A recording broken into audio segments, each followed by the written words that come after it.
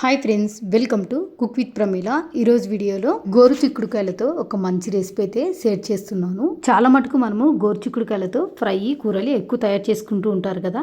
కానీ ఒక్కసారి ఇలా పచ్చడి తయారు చేసుకొని తిని చూడండి, రోజు చేసుకొని తినాలనిపిస్తుంది. అంత బాగుంటుందండి. చపాతీలోకైనా టిఫిన్స్లోకైనా సూపర్గా ఉంటుంది. ఈ పచ్చడిని మ్యాగీ చేసినంత ఈజీగా తయారు చేసుకోవచ్చు. చాలా చాలా సింపుల్. టేస్ట్ మాత్రం మాటల్లో చెప్పలేను, చాలా కమ్మగా ఉంటుంది. ఫ్రెండ్స్, మరి గోరుచిక్కుడుతో పచ్చడి ఎలా తయారు చేసుకోవాలో వీడియోలోకి వెళ్ళి చూసేయండి. ఫ్రెండ్స్, ఈ పచ్చడి తయారు చేయడం కోసం నేను ఇక్కడ గోరుచిక్కుడుకాయలను ఒక 150 గ్రామ్స్ వరకు తీసుకున్నాను. ఈ గోరుచిక్కుడుకాయలను 1-2 సార్లు నీట్గా శుభ్రంగా కడిగి తీసుకోవాలి. ఈ గోరుచిక్కుడుకాయలను మనం కట్ చేసుకోవాలండి. నేను ఇక్కడ తుంచేసుకుంటున్నాను. మీకు కావాలంటే కత్తితో తీసుకొని కట్ చేసుకోవచ్చు. ఇక్కడ చూపిస్తున్నట్టు ఈ విధంగా పొడవుగా కట్ చేసుకోవాలి. నేను ఇక్కడ తుంచేసుకుంటున్నానండి. ఈ గోరుచిక్కుడుకాయలకు ఈ విధంగా నారైతే ఉంటుందన్నమాట. ఆ నారని తీసేసుకోవాలి, లేదంటే మనం తినేటప్పుడు పుల్లలాగా ఉంటుందన్నమాట. కాబట్టి తుంచుకుంటేనే బాగుంటుందని చెప్తాను. కొన్ని ఏరియాలలో గోరుచిక్కుడుకాయలు అంటారు, చౌలకాయలు అంటారు, మొట్టికాయలు అంటారు. మా సైడ్ అయితే మొట్టికాయలు, చౌలకాయలు 2 పేర్లతో పిలుస్తారు.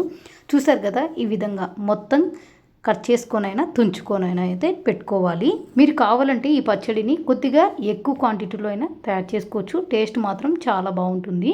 ఇలా కట్ చేసి పెట్టుకున్న ఈ గోరుచిక్కుడుకాయలను కుక్కర్లోకి వేసుకోవాలి. వేసుకున్న తర్వాత ఒక చిన్న గ్లాస్ అంతా నీళ్ళు కూడా పోసుకొని విజిల్ పెట్టుకొని స్టవ్ మీద 1-2 విజిల్స్ వచ్చేంత వరకు ఉడికిచ్చేసుకోవాలి. 2 విజిల్స్ వచ్చాక కుక్కర్లోని ప్రెజర్ అంతా పోయిన తర్వాత చూపిస్తున్నాను చూడండి.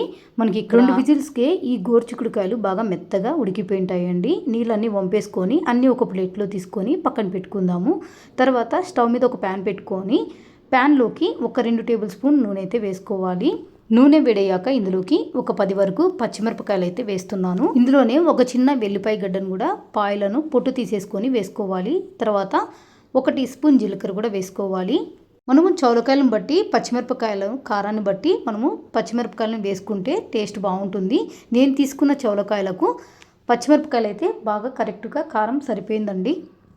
మంట సిమ్లోనే పెట్టుకొని ఇవన్నీ బాగా కలుపుకుంటూ పచ్చిమిరపకాయలు పచ్చివాసన వెళ్ళిపోయేంత వరకు కలుపుతూ ఫ్రై చేసుకోవాలి. మీరు కావాలంటే పచ్చిమిరపకాయలు అనేది కట్ చేసుకొనైనా వేసుకోండి. కట్ చేసుకొని వేసుకుంటే నూనెలో వేయించేటప్పుడు చిట్లిపోకోకుండా ఉంటాయి. ఇలా సిమ్లోనే పెట్టుకొని బాగా దోరగా వేయించేసుకోవాలి. పచ్చిమిరపకాయలు, వెల్లుల్లి, జీలకర్ర బాగా వేగిన తర్వాత ఇందులోకి ఒక గుప్పెడంతా కరివేపాకు కూడా వేసుకోవాలి. తర్వాత ఇందులోకి కొద్దిగా చింతపండు కూడా వేసుకోవాలి. అలాగే రుచి తగ్గట్లు కల్లుప్పు కూడా వేస్తున్నానండి. ఉప్పు వేయడం వల్ల పచ్చడిలలోకి టేస్ట్ అనేది చాలా బాగుంటుంది. వీలైనంత వరకు ఏ కర్రీలోకైనా ఏ పచ్చడిలోకైనా కల్లుప్పుని వేసుకోండి. తర్వాత ఇందులోకి కొద్దిగా కొత్తిమీర కూడా వేసుకోవాలి. వేసుకున్నాక అంతా ఒకసారి బాగా కలుపుతూ వేయించేసుకోవాలి. కరివేపాకు, కొత్తిమీర వేసుకున్నాక ఎక్కువసేపు ఫ్రై చేసుకోవాల్సిన అవసరం లేదు.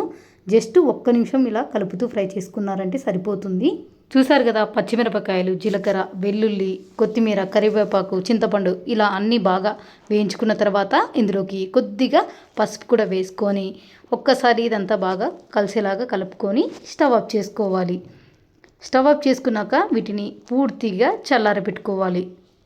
వేయించుకున్నవన్నీ మిక్సీ జార్లోకి వేసుకున్న తర్వాత ఒక్కసారిగా మిక్సీ పట్టుకోండి. ఈ విధంగా ఇలా మిక్సీ పట్టుకున్న తర్వాత ఇప్పుడు ఇందులోకి మనం ముందుగా ఉడికించి పెట్టుకున్న గోరుచిక్కుడుకాయలను కూడా వేసుకోవాలి. ఇలా గోరుచిక్కుడుకాయలు అన్నీ వేసుకున్న తర్వాత ఒక్కసారిగా మిక్సీ పట్టుకోవాలి. మరీ మెత్తగా అయితే వేసుకోవద్దండి. నేను ఇక్కడ చూపిస్తున్నట్టు ఈ విధంగా వేసుకోవాలి. ఇందులో నీళ్లు వేసుకోవాల్సిన అవసరం లేదండి.